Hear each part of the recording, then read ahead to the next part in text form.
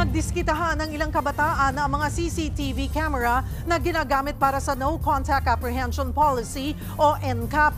Ninakawan nila ng kable ang mga ito para ibenta. Nasa frontline ng balitang yan, si JC Cosico.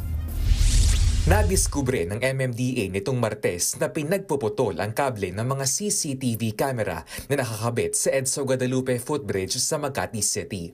Ang mga kamera na ito ginagamit para sa No Contact Apprehension Policy o NCAP. Nitong June 20, nakuha na ng CCTV na may taong nasa footbridge at inaabot ang mga kamera. May kinalaman kaya ito sa NCAP? Ayon sa MMDA, ninakaw umano ng nasa 5 kabataan ang mga kable nito para ibenta. Dahil mahal po yung mga kable niyan yung mga wires. Hindi naman siya galit dahil sa NCAP.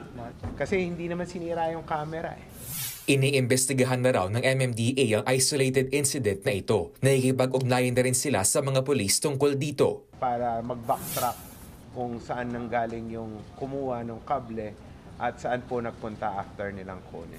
Patuloy na inaayos ang mga CCTV camera na nawala ng kable. Lalagyan na rin daw nila ito ng harang para hindi na manakawan pa. Pag nanira kayo ng property or kumuha kayo ng property, may penalty yan sa batas. And we'll make sure that you'll be prosecuted.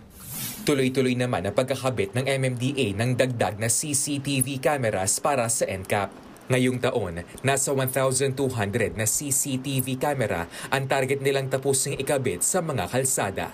Nagbabalita mula sa Frontline, JC Cosico, News 5. Mga kapatid, Cheryl Cosim po, huwag maging huli at maging una sa lahat sa balitaan.